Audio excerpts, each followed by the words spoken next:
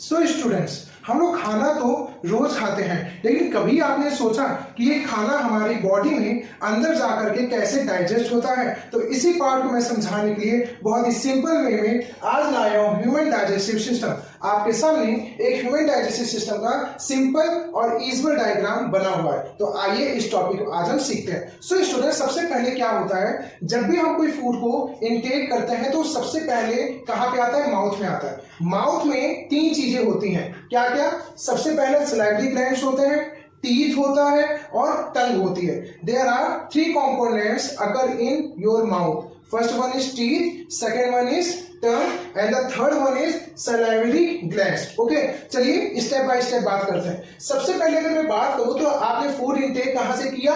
Mouth से किया। तो यानी डाइजेशन आपका सबसे पहले कहां से स्टार्ट हो रहा है? वो स्टार्ट हो रहा है माउथ से। ठीक है। टीथ क्या करेगा? जो भी आपने फूड खाया है उस फूड को बहुत छोटे छोटे पार्ट में डिवाइड कर देगा, यानी उसको च्यूएबल फूड बना देगा। उसके बाद में टंग क्या करेगी? उसको सलाइवा में मिक्स कर देगी, जिससे इजीली हो अंदर उसको स्वालो करने में। और यहाँ पे सलाइवरी ग्लैंड पाई जाती है, बेसिकली ये। और सलाइवरी ग्लैंड्स में सलाइवा पाया जाता है, यानी सलाइवरी ग्लैंड सेक्रीट सलाइवा। और सलाइवा में एक एंजाइम पाया जाता है जिसको हम लोग कहते हैं सलाइवरी एमाइलेज या टाइलिन, जो क्या करता है? फूड में प्रेजेंट कॉम्प्लेक्स कार्बोहाइड्रेट को सिंपल कार्बोहाइड्रेट में चेंज कर देता है। कॉम्प्लेक्स कार्बोहाइड्रेट का मतलब स्टार्च और सिंपल कार्बोहाइड्रेट का मतलब ग्लूकोज। यानी कि नॉर्मली जो कॉम्प्लेक्स कार्बोहाइड्रेट यानी स्टार्च है उसको चेंज कर दिया जाता है ग्लूकोज में बाय सलाइवरी एमाइलेज। तो जल्दी से समझते हैं, माउथ में क्या हुआ? Teeth break food into smaller pieces, यानी उसको स्मॉलर पीसेस ब्रेक कर दिया गया। उसके बाद में सलाइवा ने क्या किया? उसको फूड को सॉफ्ट बना दिया, स्वालो करने में हेल्पफुल। उसके बाद में उस salivary amylase that occurs in saliva, उसने स्टार्ट कर दिया डाइजेशन को, और उसने क्या किया? कॉम्प्लेक्स कार्बोहाइड्रेट स्टार्च को कार्ब यानी कि कार्बोहाइड्रेट में चेंज कर दिया। अब इसके बाद में स्टूडेंट्स, खाना हमारा आता है इसमें, इसको हम लोग कहते हैं फूड पाइप। इसको हम क्या कहते हैं? Food pipe. और फूड पाइप बेसिकली होता है ईसोफेगस। इसका क्या काम होता है? Food pipe that carries food to stomach. यानी आप देख सकते हैं ये फूड पाइप हमारा डायरेक्ट कहां पहुंचा है? स्टमक में पहुंचा है। कहां पहुंचा है? स्टमक। यानी कि फूड पाइप क्या करता है? हमारे जो च्यूएबल फूड होता है, जो हमने स्वालो कर रखा है, वो हमारा फूड सीधे कहां कनेक्ट होता है? आकर के स्टमक में। अब स्टूडेंट क्या होता है? दूसरी बात, ईसोफेगस ने पहला काम तो क्या किया? हमारे फूड को माउथ से कहां पहुंचाया? हमारे स्टमक में। दूसरा क्या होता है? इसी ईसोफेगस में जब फूड आता है तो ऐसा नहीं होता कि डायरेक्ट यहां से आया और डायरेक्ट सीधे स्टमक में पहुंच गया, ऐसा नहीं होता है। वो क्या होता है? Food pipe contract and relax होता है, कॉन्ट्रैक्ट एंड रिलैक्स। ठीक है, यानी कि फूड थोड़ी देर रुका फिर आया, फिर थोड़ी देर रुका फिर आया, ऐसे हमारे स्टमक में वो एंटर करता है। और स्टूडेंट, इस मूवमेंट को हम कहते हैं पेरिस्टैल्टिक मूवमेंट। क्या कहते हैं? Peristaltic movement. होप है आपको यहां तक पूरी चीजें अच्छे से समझ में आई होंगी। अब इसके बाद में फूड हमारा कहां पे आता है स्टूडेंट? स्टमक में आता है। ठीक है, स्टमक में क्या होता है? गैस्ट्रिक ग्लैंड्स होती हैं। स्टमक में गैस्ट्रिक ग्लैंड होती हैं जो गैस्ट्रिक जूस को सेक्रीट करती हैं। और गैस्ट्रिक जूस में तीन कंपोनेंट पाए जाते हैं, एचसीएल, पेप्सिन, म्यूकस। क्या क्या? HCl, pepsin, mucus. अब देखिए, HCl क्या होता है? स्ट्रॉन्गेस्ट एसिड होता है। जरा बात समझिएगा, यही होता है हाइड्रोक्लोरिक एसिड। अब आपने जो फूड इनटेक किया है उसमें बहुत जर्म्स हो सकते हैं, बैक्टीरिया हो सकते हैं, बहुत छोटे छोटे माइक्रो ऑर्गेनिज्म होते हैं जिन्हें आप खुद देख नहीं सकते हैं। तो उनको डिस्ट्रॉय करने के लिए ये HCl क्या होता है? प्रोड्यूस होता है, यानी kills germs and make acidic medium. यानी पहली चीज इसका यूज क्या है? ये जर्म्स को डिस्ट्रॉय करता है। दूसरा क्या करता है? ये मेक करता है एसिडिक मीडियम। अब देखिए एसिडिक मीडियम क्यों बना रहा है, जरा समझिएगा। इसमें दूसरी चीज जो आती है ये है एंजाइम, एक पेप्सिन। पेप्सिन क्या होता है? एंजाइम है। देखिए पेप्सिन बेसिकली करता क्या है? डाइजेस्ट करता है प्रोटीन्स को। किसको करता है?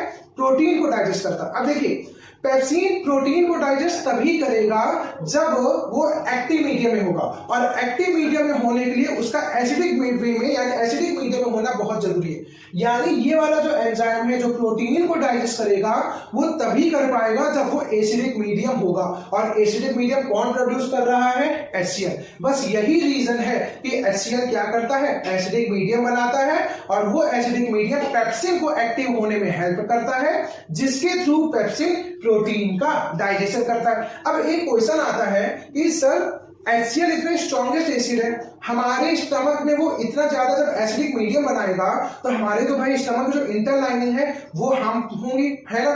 तो उसके लिए म्यूकस होता है। म्यूकस क्या करता है, प्रोटेक्ट करता है स्टमक लाइनिंग को फ्रॉम HCl से। यानी ये जो एसिड इतना ज्यादा एसिडिक मीडियम बना रहा है वो म्यूकस क्या करता है, उससे प्रोटेक्ट करता है हमारे स्टमक की लाइनिंग को।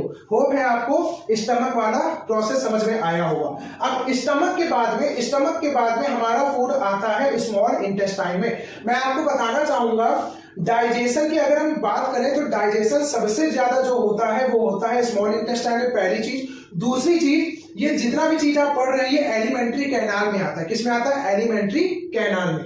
और अगर मैं बात करूं तो small intestine is the largest part of alimentary canal, यानी कि उस एलिमेंट्री कैनाल का सबसे जो लॉन्गेस्ट पार्ट है वो कौन है, स्मॉल इंटेस्टाइन। अब देखिए स्मॉल इंटेस्टाइन क्या होता है, longest part of alimentary canal first है। दूसरी चीज क्या है, ये साइट होती है कंप्लीट डाइजेशन, यानी कि स्मॉल इंटेस्टाइन में कंप्लीट डाइजेशन फूड का हो जाता है, यानी इसके बाद में कहीं पे भी डाइजेशन नहीं होता है। तो अगर आपसे क्वेश्चन आया कि बताइए where is the site of complete digestion, तो कंप्लीट डाइजेशन कहां पे होता है, स्मॉल इंटेस्टाइन में होता है। ठीक है, अब जरा समझिएगा। एंड एब्जॉर्प्शन, यानी यहाँ पे जब डाइजेशन हो जाता है फूड का, उसके बाद में यहाँ पे फूड से जो भी इंपॉर्टेंट न्यूट्रिएंट्स होते हैं वो क्या कर लिए जाते हैं स्टूडेंट, एब्जॉर्ब कर लिए जाते हैं। क्या कर लिए जाते हैं, एब्जॉर्ब कर लिए जाते हैं। अब देखिए सबसे पहले डाइजेशन हो किस तरह रहा है स्मॉल इंटेस्टाइन में, आइए उसको भी समझ लेते हैं। देखिए स्मॉल इंटेस्टाइन में क्या होता है, इधर आप देख रहे हैं एक लीवर है और एक पैनक्रियास है। तो बेसिकली होता क्या है, स्मॉल इंटेस्टाइन में लीवर और पैनक्रियास से जूस आते हैं। स्मॉल इंटेस्टाइन में लीवर और पैनक्रियास से सेक्रेटेड जूस आते हैं जो डाइजेशन में हेल्प करते हैं। कहां पे, स्मॉल इंटेस्टाइन में। आइए जरा लीवर और पैनक्रियास पर एक बार नजर मार लेते हैं। देखिए अगर मैं बात करूं लीवर की और बात करूं पैनक्रियास की, तो बेसिकली ये ग्लैंड है। क्या है, ग्लैंड। हमारे इस टॉपिक में एसोसिएटेड ग्लैंड भी हैं, ठीक है। तो there are 3 types of associated gland. पहली ग्लैंड आपने पढ़ा था सलाइवरी ग्लैंड, जिससे सलाइवरी एमाइलेज या टाइलिन सेक्रीट हुआ था। दूसरी ग्लैंड आप पढ़ रहे हैं लीवर, और आपको पता होगा सबसे लार्जेस्ट ग्लैंड जो होती है वो होती है लीवर। अब देखिए लीवर करता क्या है, लीवर से स्टूडेंट एक जूस सेक्रीट होता है जिसका नाम है बाइल जूस। क्या है, बाइल जूस। लीवर एक जूस सेक्रीट करता है जिसे हम कहते हैं बाइल जूस। अब देखिए बाइल जूस 2 काम करता है। पहला काम अभी बताता हूं, अभी मैंने बताया था HCl क्या करता है, एसिडिक मीडियम प्रोड्यूस करता है। तो उसी एसिडिक मीडियम को एल्कलाइन बनाता है कौन, लीवर से secreted bile juice. Bile juice क्या करता है, help in digestion of fats, पहला काम करता है। और दूसरा क्या करता है, makes acidic food alkaline. Alkaline का मतलब आप समझ गए होंगे, बेसिक बनाता है। क्या बनाता है उसको, बेसिक नेचर का बना देता है। अब बात है कि भाई ये बेसिक नेचर का बना के तो होएगा क्या। आप सभी जानते हैं न्यूट्रलाइजेशन रिएक्शन आप सभी ने केमिस्ट्री में पढ़ा होगा। When the acid react with base it forms salt and water, it forms salt and water। यानी कि जैसे ही एसिड बेस में कन्वर्ट होता है तो एक तरीके से उसका इफेक्ट पूरी तरीके से खत्म हो जाता है। समझ लेना बात को। इसीलिए जो बाइल जूस लीवर से आ रहा था ना, वो क्या करता है, इस HCl के प्रभाव को, इफेक्ट को कम करता है। दूसरा इसका क्या काम होता है, ये क्या करता है, डाइजेशन ऑफ फैट्स करता है, मतलब फैट्स का डाइजेशन करता है। मतलब होता क्या है, हमारे न्यूट्रिशन में, न्यूट्रिएंट्स में एक फैट पाया जाता है। वो फैट के बहुत बड़े बड़े ग्लोब्यूल्स होते हैं। उन फैट के बड़े बड़े ग्लोब्यूल्स को छोटे छोटे ग्लोब्यूल्स में बेसिकली ये क्या करता है, डिवाइड कर देता है। जितने जो बड़े बड़े ग्लोब्यूल्स है ना, ऐसे बड़े बड़े ग्लोब्यूल्स हैं, इनको जो है ये छोटे छोटे पार्ट में क्या कर देता है, डिवाइड कर देता है। और स्टूडेंट इसी को हम लोग कहते हैं इमल्सिफिकेशन ऑफ फैट्स। क्या कहते हैं, इमल्सिफिकेशन ऑफ फैट्स। ठीक है, यानी कि फैट्स के बड़े बड़े ग्लोब्यूल्स को छोटे छोटे पार्ट में ब्रेक करने को ही हम क्या कहते हैं, इमल्सिफिकेशन ऑफ फैट्स। यानी कि आपने क्या सीखा, लीवर क्या करता है, बेसिकली बाइल जूस सेक्रीट करता है। वो बाइल जूस 2 काम करता है। एक तो जो HCl ने प्रोड्यूस किया था एसिडिक मीडियम, उसको एल्कलाइन बनाता है, और दूसरा काम करता है इमल्सिफिकेशन क्लासिफिकेशन ऑफ फैट्स, मतलब फैट्स के बड़े बड़े ग्लोब्यूल्स को बहुत छोटे छोटे पार्ट में ब्रेक कर देगा। अभी केवल ब्रेक डाउन हुआ है फैट का, डाइजेशन नहीं हुआ। अब डाइजेशन इसका आगे कैसे होगा वो समझाता हूं। दूसरी चीज समझिए, लास्ट टाइम बोर्ड में क्वेश्चन पूछा गया था कि लीवर से जो सेक्रेटेड बाइल जूस होता है वो स्टोर कहां होता है। तो याद रखिएगा, bile juice are stored in a gall bladder. कहां पे स्टोर होता है स्टूडेंट? गॉल ब्लैडर में। याद रखिएगा, लीवर से सेक्रेटेड बाइल जूस कहां स्टोर होता है? गॉल ब्लैडर में स्टोर होता है। अब ये तो बात हो गई लीवर की। अब जरा बात कर लेते हैं पैनक्रियास। ठीक है, पैनक्रियास क्या करता है? Pancreas basically pancreatic juice secrete करता है। क्या करता है? Pancreatic juice. अब पैनक्रियाटिक जूस में ऐसा क्या है? तो पैनक्रियाटिक जूस में बेसिकली दो टाइप के एंजाइम अकर्स होते हैं, पाए जाते हैं।